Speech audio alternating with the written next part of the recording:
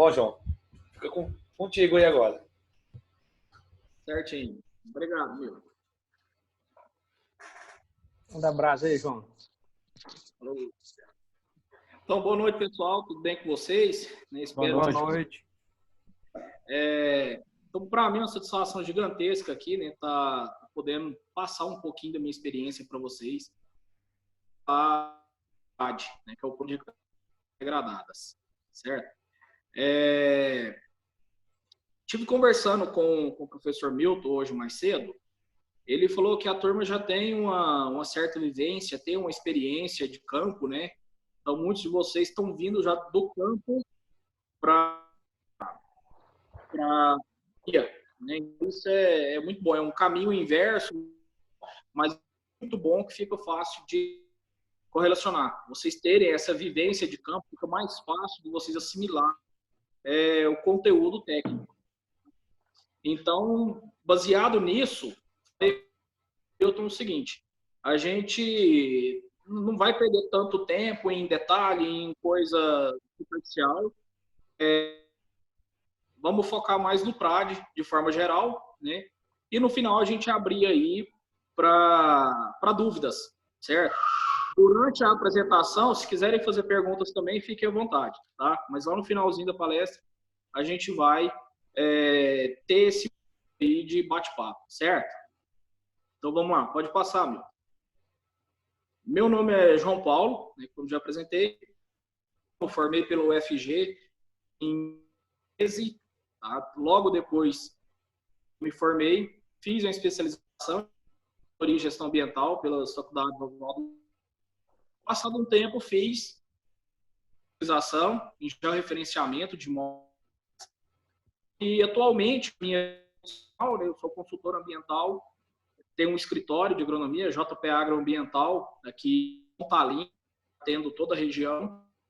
E também atuo pelo Senar Goiás, instrutor de PS básico e avançado. Então, minha vida profissional hoje é essa. Passar. Turma, antes da gente começar aqui o assunto, vendo na câmera, certo? Se eu sair fora do enquadramento aí, falou, por favor? Certinho? Beleza, pode deixar. Então, vamos lá. Primeira coisa, né? A gente tem que saber né, o plano de recuperação degradada. É um nome muito...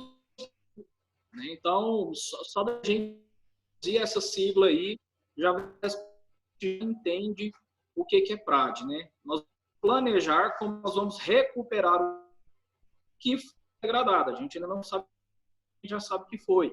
A gente já tem certeza degradada. Ou seja, a gente sabe que é problema para a gente resolver. Nós, técnicos, somos contratados para isso. É um professor meu, na época da faculdade, que profissão, né? A gente tem serviço que complica do outro lado. Então, quando a gente fala que é PRAD, a gente tem uma situação um pouco mais complicada e que a gente vai trabalhar, né? Então, nós vamos discutir aqui na apresentação hoje, né? Por que preciso fazer um PRAD, né? Como que eu faço o estudo de caso da ação de um PRAD? Como que eu faço um levantamento de campo? Que eu elaboro um PRAD? Esse projeto. Então, o que eu tenho que colocar nesse laboratório? Né? Para executar esse PRAD, o que eu tenho que fazer? Depois que eu acompanhar, a gente tem que ter uma disso aí. E no final, esses resultados. Pode passar.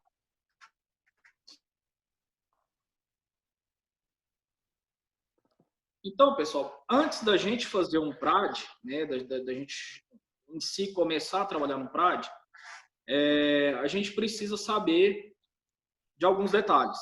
Por exemplo, a origem desse PRAD, né, a origem da exigência de fazer um PRAD. Por que o produtor, seu cliente, te procurou para fazer um PRAD? Tem 3 vias aí que são as que mais acontecem, tá? Primeira via é voluntário. O produtor comprou uma propriedade lá, viu que tinha uma área degradada, eu gosto do meio ambiente, da natureza, eu não quero ter minha fazenda bagunçada, então eu quero recuperar essa área. Isso aí é muito difícil de acontecer, vamos ser bem sinceros, tá? Mas acontece, tá? Mas acontece. Às vezes o cara quer recuperar, por exemplo, para vender uma propriedade, né? Ele tem uma vassouroca gigantesca lá dentro da fazenda, e isso pode atrapalhar a venda da propriedade. Então, ele resolve recuperar essa área antes de tentar vender a propriedade. Então, essa é uma situação. Tá? Outra situação, pelo CAR e o esse aqui é PRA, tá? É Programa de Regularização Ambiental. Já é mais duas siglas diferentes aí, né? O CAR é o Cadastro Ambiental Rural. Muito bem o que aconteceu, né? Os produtores, todos os proprietários, assim, a situação ambiental da sua propriedade, né? Então, ele é logo depois de ter feito esse cadastro, eles vão identificar errado na propriedade, no quesito ambiental, e a situação ambiental. Então, dentro do PRA, tem a opção da gente fazer um PRAD, tá? Então, o pessoal já está analisando o CAR, está liberando para tá no casco de uma tartaruga, mas já está começando a rodar. Então, é bom ambientalmente para o nosso país. Isso vai ser muito bom. Então, pode ser exigido aí também pela Lei 2.651 de 2012, que é o novo Código Florestal, certo? E o mais comum que acontece é quando tem uma autuação, tá? Quando tem toda autuação, vamos dizer como crime ambiental. Crime ambiental é qualquer não conformidade com a lei, certo? Então, isso é um crime ambiental, tá? E o crime ambiental ele pode ocorrer em 3 esferas, certo? Criminal, que é quando a polícia ou a delegacia do meio ambiente civil recebe uma denúncia ou fazendo uma vistoria de campo, identifica uma irregularidade e faz essa autuação para o proprietário. Então, essa é a esfera criminal.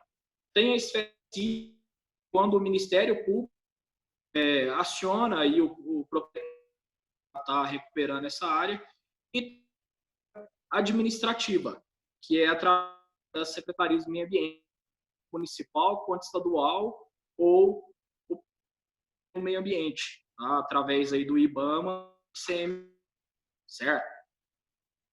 É muito importante a gente entender que as 3 esferas são independentes. Geralmente, elas se comunicam, mas são independentes. Então, olha o que é a situação de uma área degradada. Por causa de um crime só, o proprietário pode responder a 3 processos, pelo mesmo motivo. Um processo na área criminal, militar, ou DEMA, na área do Ministério Público e na área administrativa, que é Secretaria do Meio Ambiente. Tá? Então, a exigência de se fazer um PRAD geralmente vem de uma autuação, certo? Pode passar.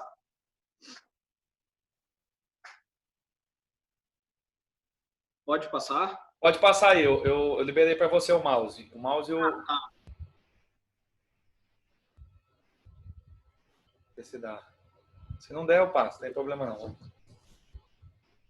Liberei o mouse e o teclado aí. Eu tô pelo celular. Ah, não, deixa que eu passo. Não, deixa que eu passo. Não, melhor. Beleza. Beleza. Aí. Isso, muito bom. Geralmente, quando o proprietário ele é autuado, ele é obrigado a fazer um PRAD, isso aí vem associado com outra sigla. Tá? O que é o TAC? Tratamento de conduta. Em termos bem práticos, em português, o que significa o TAC? Qualquer um desses órgãos, né, ela encaminha para o Ministério Público. Tá? Então, o Ministério Público ele age tanto na esfera criminal quanto civil. O Ministério Público, Secretaria do Meio Ambiente, chega no fala, olha, degradada, você precisa recuperar essa área. Se você não recuperar, tá. Geralmente são multas, é multa aí que vem com monte, tá? Então, para não a intenção dos é recuperar o meio ambiente, é muito mais recuperar o meio ambiente a arrecadação em si. Tá? O que eles fazem? O produtor vai falar, nossa, eu não dou conta. Ah, não dá conta não? Beleza. Combinado aqui, nós dois. Você vai recuperar essa área e se você recuperar a pena, uma multa diária de tantos reais, é o embargo da propriedade, enfim, N situações aí, N cláusulas que pode ter dentro de um TAC. O TAC, ele é um acordo entre que precisa recuperar uma área degradada e o órgão que está atuando, tá? Pessoal, e TAC é uma coisa seríssima, seríssima. Muitos produtores falam, não, foi lá e está resolvido. Em Pontalina, na região aqui, teve um TAC de 2007, muitos produtores viram ele, e hoje, vocês a multa do TAC, 2007, R$200 por dia. Então, se fosse executar, tem muitas propriedades, você paga um multa, tá? Então, você tem que contar com a sorte, aí do secretário do Meio Ambiente, ter bom senso, né, e não executar esse TAC. Então, geralmente, os caras não gostam de jeito nenhum de fazer isso, mas eles fazem um novo TAC. Geralmente, mais rígido, mais severo. Então, igual esse que eu mencionei, era uma multa de R$200 por dia. Provavelmente, quando se fizer um novo TAC, esse produtor, essa multa aí vai ser, com certeza, um valor bem acima desses R$200 por dia. Tá? Então, é uma coisa muito séria. O cara chega a perder a propriedade vai a leilão. Tá? Então, vamos lá. Você pode informar o que foi feito, então, da área lá do ex-prefeito, aí de Pontalina? Que arrebentou. Ele foi autuado, ele recebeu a multa tanto da Secretaria Municipal do Meio Ambiente, quanto da SEMAD, né, que é a Secretaria Estadual de Meio Ambiente, e também foi autuado na esfera criminal. O pessoal da DEMA, Delegacia do Meio Ambiente, que é da Polícia Civil, também teve aqui. Então, aquele comitê de crise teve todo aqui em Pontalina durante uns 15 dias, fazendo levantamentos, fazendo avaliações. Então, eu sei que ele, na última vez que eu fiquei sabendo, ação concreta, lógico, vou passar para vocês aqui, dele já estava perto de 300 mil. Então, isso só de multa. Recorrer, não, né? Consegue recorrer pelo seguinte, não sei quem é o advogado que está defendendo ele, quais são os argumentos que ele vai usar, mas provavelmente ele consegue, porque foi a represa tinha licença, ela só não tinha o cadastro. Ele fez uma intervenção lá no extravasor e tal, disso aí eu acho que ele não consegue fugir não, ele acaba sendo multado. Mas foi uma situação muito atípica, para vocês acho que de 4 horas da manhã e quando mais ou menos umas 9 horas da manhã, nas redondezas aqui já estava marcando em torno de 240 milímetros, né? Ao final do dia, bateu milímetros. Pontalina é um município aqui que chove por ano 1.700, 1.800 milímetros. Então choveu 300 em um único dia. E nem foi no dia todo, né? Foi num pedaço de dia.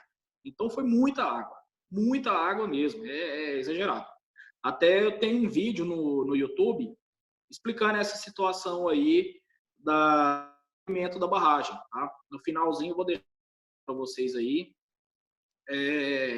do dia da barragem, aconteceu, como é que era mas lá nesse caso Feijão. ele vai ter que toda a área que foi dada aí, rompimento da barragem.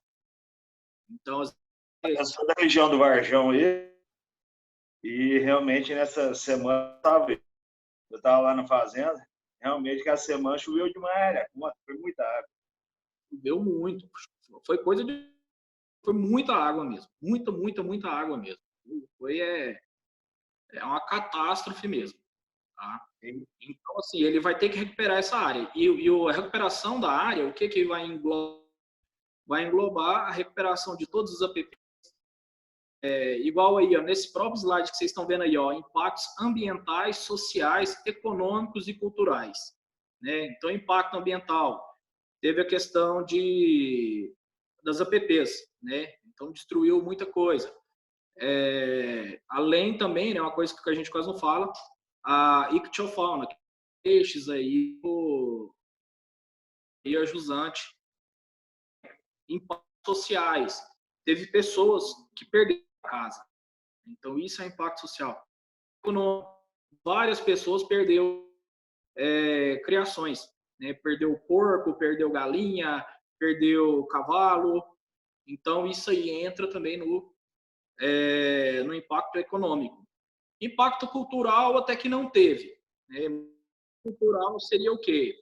Se dentro da cidade, um prédio, alguma coisa assim que fosse ido pela enchente. Eu não sei se vão se lembrar, uma vez aconteceu na cidade de Goiás. Antigamente falava Goiás Velho. Né? O Rio Vermelho transbordou e invadiu ali a casa da Paraparalina. Né? Então, esse é um impacto cultural, tá? nesse sentido. Então, quando a gente vai fazer o PRAD lá, a gente tem que estar atento também aos prazos e condicionantes que tem, geralmente aí tem no TAC, geralmente tem na autuação.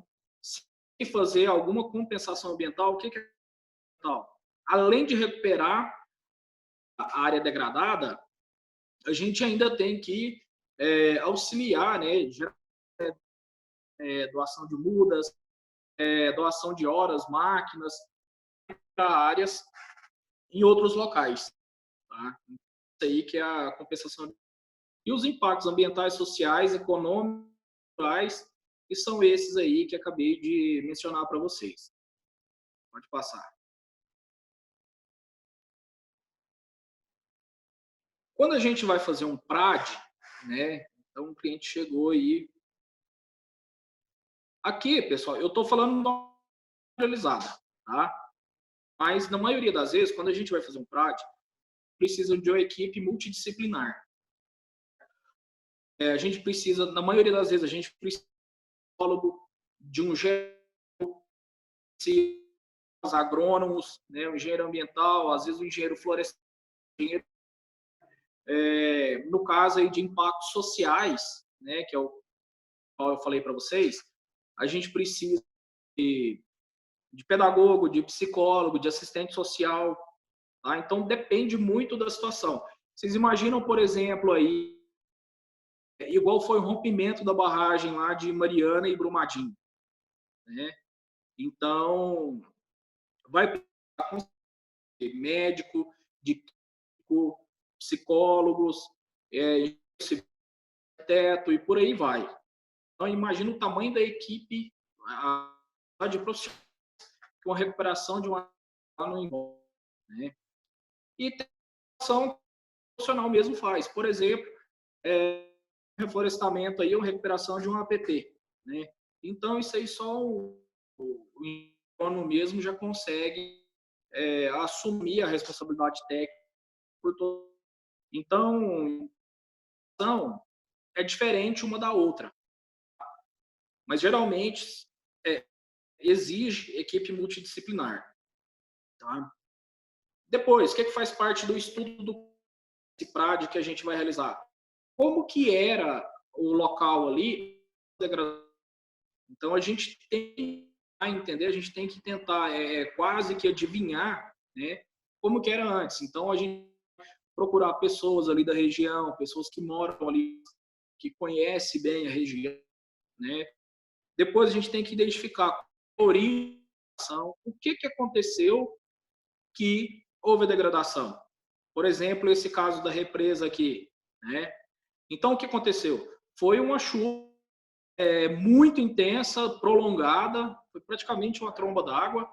Então, a gente já conhece a origem da degradação. Não foi uma represa mal construída, é uma represa antiga, muito, muito antiga.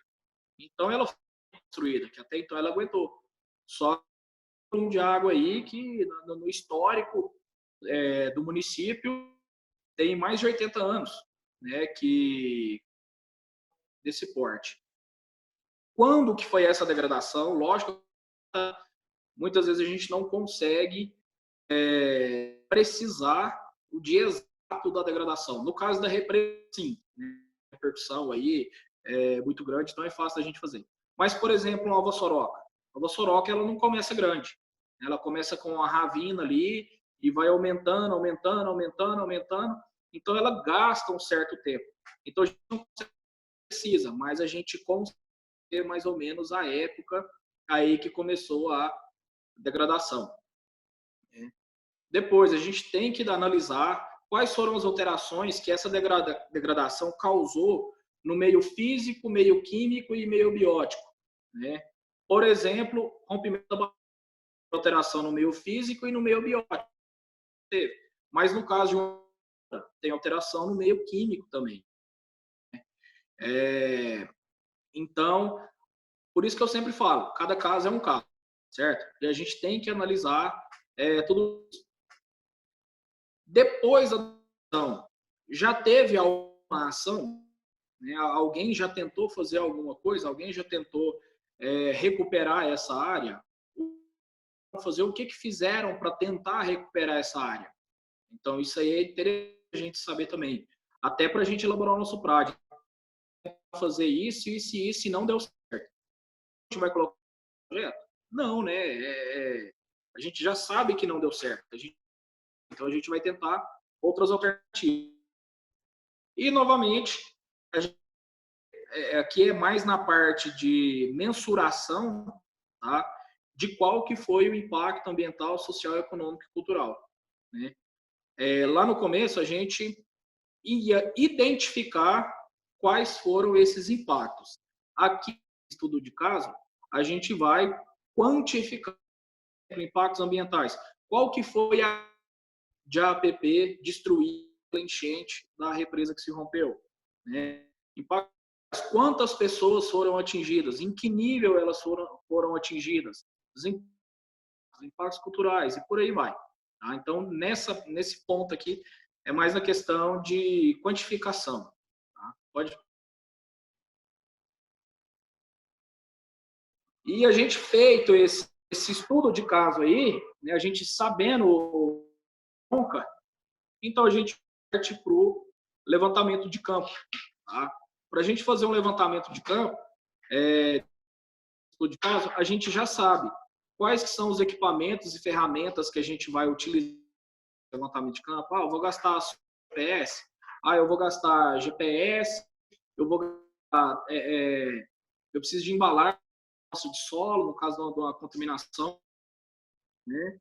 Então, tem várias situações aí que a gente vai precisar, preciso fazer coleta de água para mandar para a análise dos equipamentos necessários, né?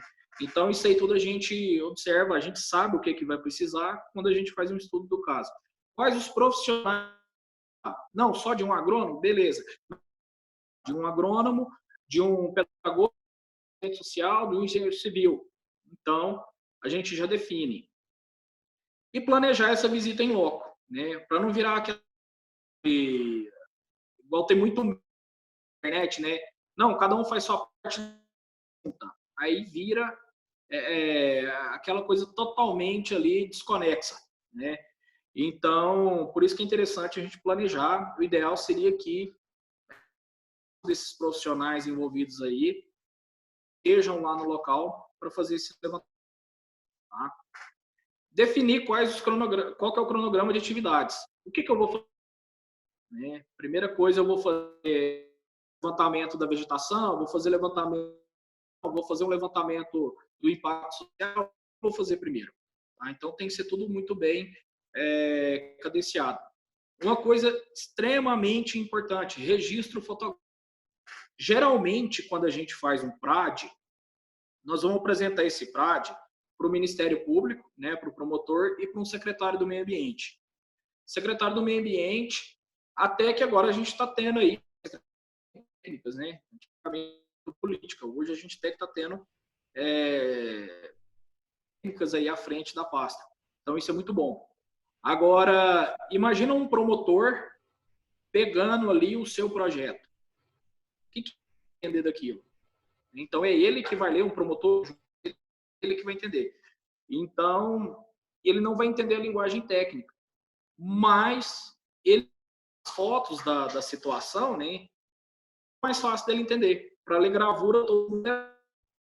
Então, vai facilitar a relação entre nós técnicos, né, uma linguagem mais apurada na parte técnica, o promotor que entende da questão legal, ele não é questão técnica. Tá? A não ser aí que tem muitos anos na área e tal, então o cara até aprende, entende mais fácil a situação. Outra coisa muito interessante, tá, com sensoriamento remoto, com imagens de satélite. Há pouco tempo atrás, uma perícia de uma represa se rompeu em 2009, se não me engano. Né? Como que a gente ia saber até onde alagou, que a represa não tinha registro nesse, né? E quando ela rompeu, onde ela foi, utilizou aí imagens de satélite, imagens lá de 2007, 2009, não lembro, e identificamos que era antes de construir a represa, como construiu a represa e como ficou depois que a represa se rompeu. Então, sim, é uma ferramenta excelente trabalhar aí com sensoriamento remoto, né? Vários softwares aí e essa vida. E analisar a região, né? Uma coisa muito importante. Geralmente foca muito ali só na área degradada. Mas, de repente, se ele fizer uma análise da região como um todo, ele encontra muitas respostas, tanto para a origem da degradação, quanto para decisão. Né? Então, por exemplo, você dá uma volta na região de reflorestamento. Né? Na região ali, você não viu um único pé de aroeira. Então, lá na área, você vai plantar aroeira, a própria natureza está te contando ali como que quais são os que vão bem naquela região. Interessante a gente sanar de forma sistemática, de forma mais ampla. Pode passar. Outras questões, né? É bom a gente sempre olhar. Aqui já está voltando mais para a nossa área da agronomia. Então, o tipo de solo, isso é muito importante. Por exemplo, o solo arenoso é diferente do solo de um latossolo. É totalmente de um gleissolo. Então, isso aí ajuda a gente a fazer intervenção na topografia, que tipos de planta que a gente vai inserir, no caso do reflorestamento. Se é um solo pobre, a estrutura desse solo. É importante a gente saber. A absorção de água do solo, por exemplo, ele absorve muito mais água que o solo argiloso. Né? O tipo de vegetação predominante, o que está predominando ali na região? Pastagem, lavoura, floresta plantada. O que está predominando ali? Qual que é a fitofisionomia se é um cerrado, se é baixo, campo aberto alto, se é cerradão, se é cerrado estricto senso. Tomar decisões baseado nisso. Em estricto senso, eu vou colocar lá, por exemplo, um jatobá, né, que o jatobá é da fitofisionomia cerradão. Então, não vai dar certo. Né? A gente vai colocar uma muda, vai plantar uma muda para ela morrer. Então, a gente tem que pegar uma cagaita, uma vaca, um piseiro, né? Colocar a planta no lugar certo. De relevo, né? Se é muito inclinado, indicar se a gente vai fazer algum tipo de intervenção. Questão de cursos d'água, né, se esse curso d'água está prejudicado ali. Por exemplo, eu fiz um PRAD recentemente, que fiz a elaboração e a execução dele, que foi o reflorestamento da APP, e não tinha nenhuma nascente dentro da cidade. E o pessoal falou que tinha que fazer o PRAD para aumentar a água. Não, vai só proteger contra o assoreamento. Mas para aumentar a água, o que teria que fazer? Teria que fazer uma intervenção lá na nascente, né? Proteger a nascente, fazer terraços em nível para a água da chuva ser absorvida pelo solo, para estar alimentando aí o lençol freático, né? Então, os cursos da interessante tá? Contaminação, teve contaminação desse curso d'água ou não, tá? Fontes de contaminação, no caso de uma mineração, né, de uma indústria química, de um curtume. Então, a gente tem que identificar também a possível contaminação. Chiqueiro, na beira de um córrego, né, isso é tradicional da cultura goiana, né? A gente tem um rio da casa e um chiqueiro ali do lado, a água passa perto do chiqueiro, então é uma fonte de contaminação. Isso tudo a gente tem que identificar. As alterações na paisagem que essa degradação causou, e algumas alterações ligadas por exemplo, quando teve a degradação, não teve aquela alteração, mas com o passar do tempo levou a ter alteração. A gente tem que identificar isso para a gente recuperar. Quando a gente tem que tentar voltar ao máximo o que era o original. Tá? Por isso que é interessante fazer levantamento, identificar cada coisa, como que aconteceu isso aí. Tá? E outras coisas aí que com a prática vocês estão vendo e né, separar aí cada.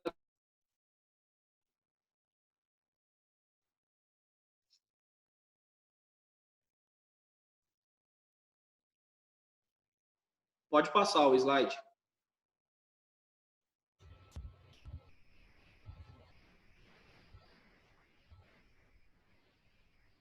Oi. Passa aí. Agora que um pouquinho. Não, porque tá travando um pouco, fica tranquilo. Tranquilo. Então, pessoal, outra coisa importante é a gente usar EPI, né? Ninguém quer ir trabalhar aí com acidente, né? Então, a gente está atento aí para estar usando um sapato fechado, né? Uma bota, uma botina, usar chapéu, boné, perneira, né? No caso aí de cobra, no caso de ponta de camisa manga longa, o protetor solar, tá? E outras coisas aí que a situação exigir. Tá? Então a gente tem que ter muito colega indo para campo sem proteção nenhuma, e isso é complicado, né? Então é uma coisa aí trivial que muitos colegas não tomam conta aí na hora de fazer um levantamento de campo. Por exemplo, falar, eu não gosto de usar perneira porque esquenta a perna. Beleza. O veneno de uma cobra esquenta muito mais, eu garanto. Tá? Então não custa nada a gente estar se precavendo. Tá? Pode passar. E eu acho até engraçado esse slide aqui, pelo seguinte: o cara fala, nossa, estou assistindo uma palestra para o cara mandar eu levar água para o campo. Sim. Para levar. Tá? Falo por passei sede, eu já passei fome, teve colegas foi aí por Manibondo, né, que show, febre, a gente teve que largar hora fora, ter kits de primeiros socorros, um colega ali e acontece lá sem informação dele. Você só sabe o nome e o WhatsApp. Você não sabe o tipo sanguíneo, você não sabe quem que você tem. Às vezes um funcionário seu. Interessante a gente ter isso aí em mãos, contatos para quem que a gente liga. Pessoal, essa questão de água e alimento não é que você tem que levar uma marmita, levar aquele tanto de coisa para comer, não. Uma barrinha de cereal, uma barrinha aí de rapadura, tá? Porque o quando a nossa energia, né? Nosso corpo, quando a nossa energia vai acabando, a gente pode até desmaiar, pode dar hipoglicemia, a gente perde a capacidade de raciocínio. Então, tem colegas que estava dentro do mato com o GPS perdido. Sabia usar o GPS, não ficou perdido porque perdeu a capacidade de raciocínio. O corpo dele estava num estresse tão grande que afetou o raciocínio.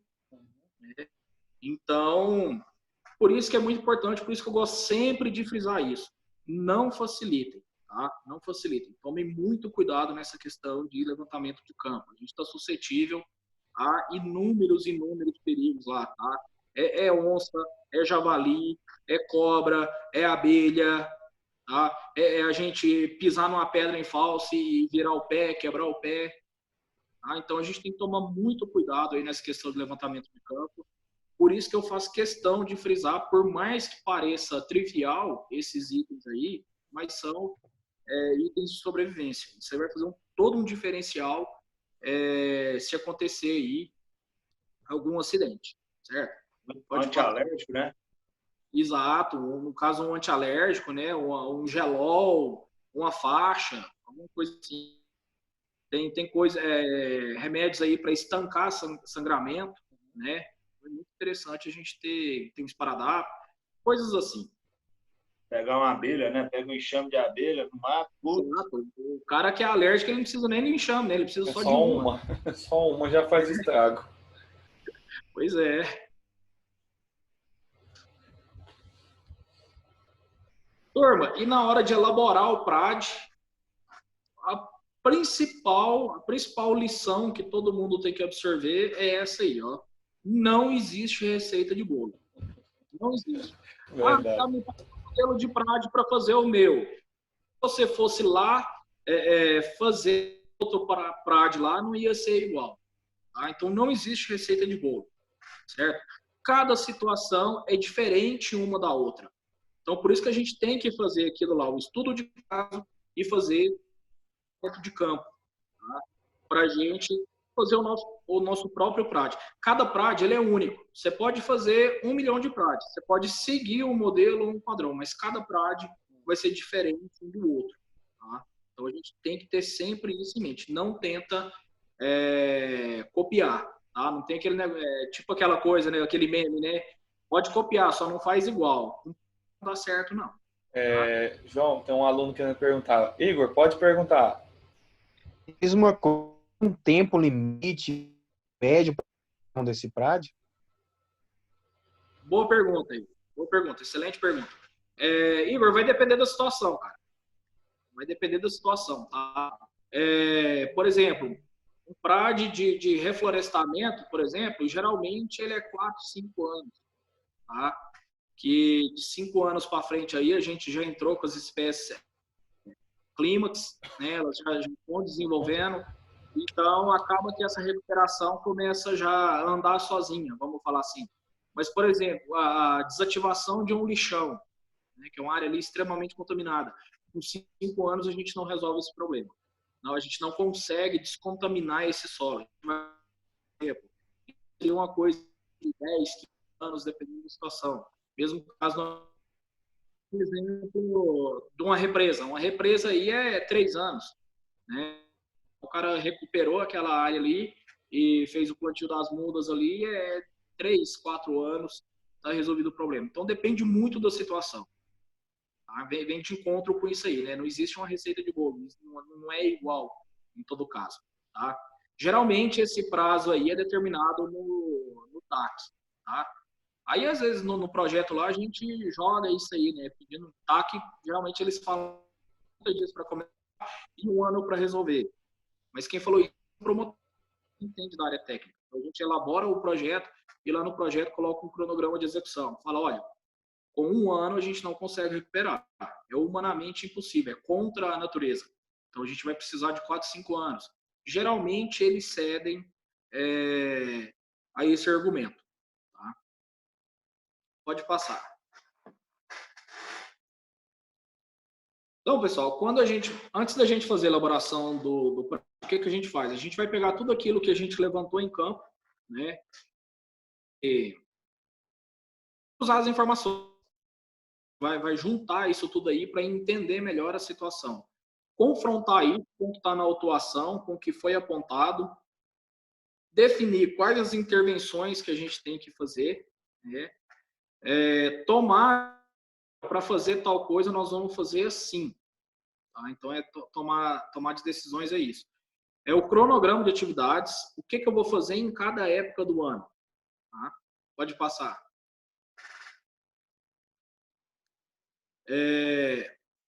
Então, feito isso, a gente vai começar a elaborar o nosso PRAD e o nosso projeto. Tá? O que tem que ter no PRAD? Esse aqui é um modelo que eu costumo usar aqui no escritório, tá? Que é propriedade, proprietário e técnica. Tá? Aí vem toda a documentação, né? Cópia dos documentos pessoais, cópia da escritura, a RT, a descrição de acesso, como que eu fecho a propriedade, como que é a região, como que é a propriedade específica, né? Que vem lá do estudo do caso, do levantamento e tal, teve degradação fora, teve, é interessante isso também, tá? O que foi levantado em campo? O que vocês identificaram lá no campo? Definir quais são as intervenções. Aqui na recuperação do PRAD, a gente vai fazer intervenção na topografia, com a construção de terraços e cacimbas, bacia de cação. Vamos fazer reflorestamento, vamos cercar, por exemplo. Então, você vai definir o que vai ser feito. Pode passar. Você vai justificar por que você vai fazer essa intervenção no plantio de mudas. E a muda daquele jeito. Tá? Você vai usar um método. Você vai usar um método aí de. Você vai fazer utilizar a rapinheira, vai fazer.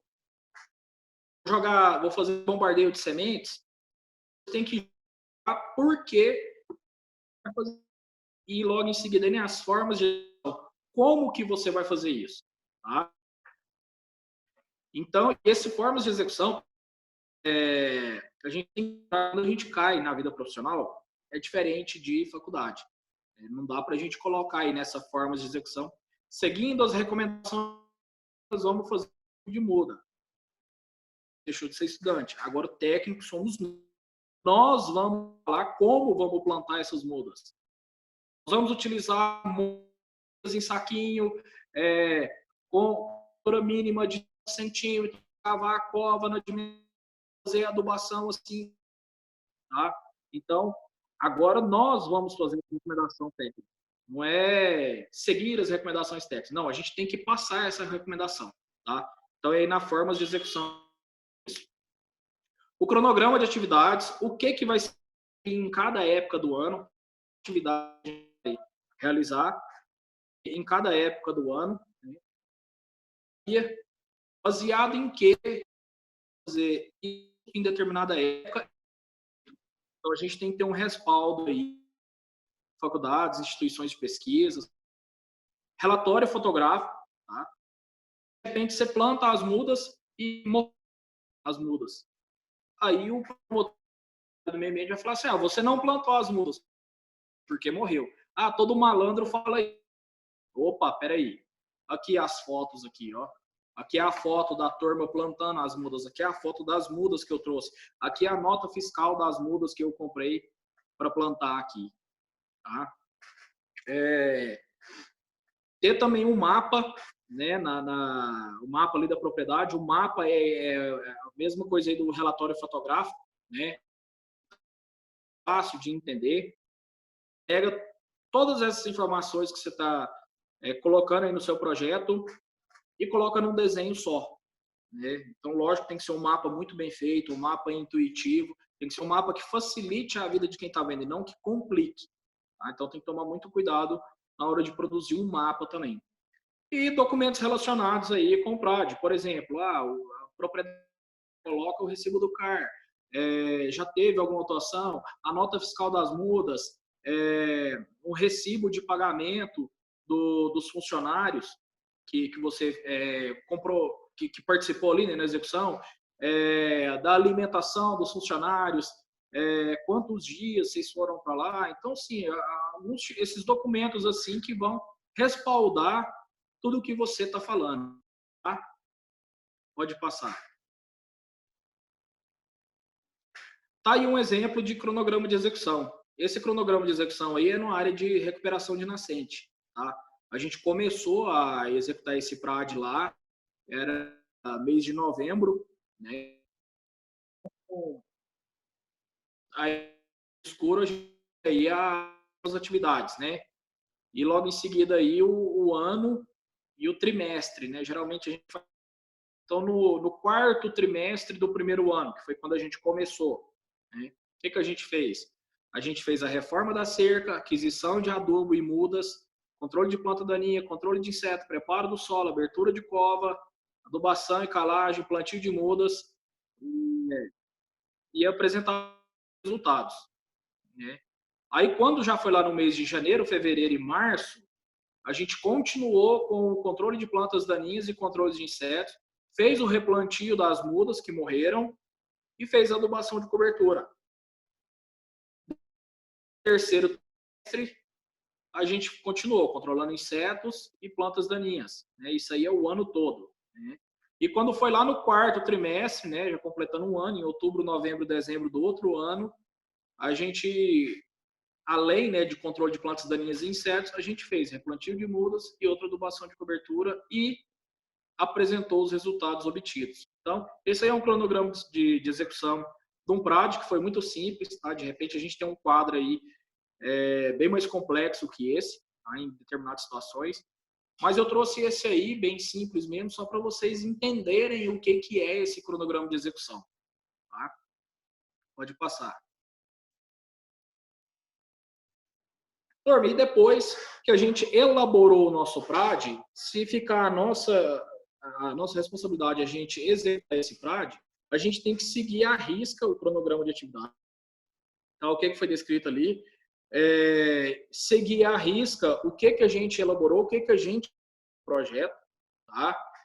Depois, seguir as recomendações técnicas que nós mesmos demos, né, no projeto, e vai acontecer situação que o que você tentou vai ser complicado de você executar.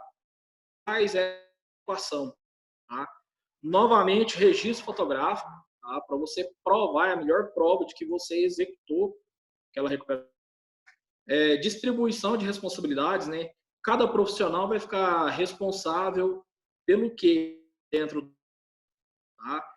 Então, as responsabilidades e vai executar quem tem competência para isso. Então, eu sou engenheiro agrônomo. Vai me fazer um levantamento, uma entrevista lá com que perdeu a casa pelo rompimento da rede. Eu não sei nem o que eu pergunto para o cara. Né? Agora, coloca um psicólogo, coloca um assistente social, um pedagogo, né? Pedagogo não, psicólogo, falei, né? Para fazer essa entrevista aí. O cara vai saber exatamente como é que, o que ele tem que perguntar, o que ele tem que descobrir ali da vida do cara, qual foi o impacto social ali, tá? Então, cada profissional executa na sua área, tá? E terminada a execução, lógico, a gente fazer um relatório, né? Nesse relatório aí a gente vai falar tudo o que a gente fez, tá? O que foi de acordo com o projeto, o que ficou fora do projeto, quais foram as adequações, como que a gente que a gente fez para driblar essa dificuldade aí, né, da gente não conseguir executar exatamente igual estava projetado, justificando o porquê, colocar essas fotos. Então, esse é o relatório de execução. Geralmente, a gente tem que apresentar esse relatório de execução aí para o órgão que fez a autuação. Geralmente, esse relatório aí é anual, mas tem situações que eles pedem semestral. Tá? Então, a cada 6 meses, você tem que ir lá fazer uma vistoria e apresentar como que está a situação, certo? Pode passar. Depois que a gente apresentou esses resultados, que a gente executou e apresentou, a gente fazer o acompanhamento. Porque não adianta nada, né? A gente vai lá, faz um reflorestamento, por exemplo, vira as costas e essas mudas nunca mais na vida vê água, só o dia que chove. Então, a muda pequena no período seco aí, a maioria morre. Então, o cara perde todo o serviço, perde todo o dinheiro que ele investiu, o tempo. Tá? Então, por isso que é interessante, sempre que vocês forem fazer a execução de um PRAD, vocês focarem também aí na questão do acompanhamento, da assistência dessa área. E acompanhando, né, você vai repetição de atividade, por exemplo, vou ter que replantar mudas. Opa, peraí, essas mudas aqui não deu certo. Ó, vou ter que fazer uma curva de nível aqui, porque a enxurrada está matando minhas mudas. Né? Então, é uma nova intervenção, é uma ação corretiva. Registrar, né, tirar essas fotos aí, acompanhando a evolução desse reflorestamento, por exemplo. Tá? E fazer o relatório de cada visita. Olha, estivemos na propriedade, a situação estava assim, sem assado, estava sendo irrigado, teve interferência por causa de enxurrada, e descrever tudo o que você viu na visita, tá? Para estar sempre tendo aí material para apresentar o relatório de atividades. Pode passar. Aí a apresentação dos resultados, né, você vai fazer um compilado aí, né, vai fazer uma comparação lá do o que planejou, o que executou, o que você fez de adequação, o acompanhamento foi de quanto em quanto tempo você fez a visita lá, o que você viu durante esse acompanhamento e fazer um comparativo antes e depois. Então, olha, quando nós chegamos lá, estava desse jeito. Você tem as fotos, você tem argumento no PRAD, não tem? E o depois do acompanhamento aí, como que está hoje? Está tendo uma excelente recuperação, já tendo a presença de fauna, etc. E tal. Então, você vai fazer esse choque aí, né, essa comparação, para justificar que essa recuperação está dando certo, que vale a pena insistir nela. Tá? Pode passar. Então, turma, agora as dúvidas, perguntas.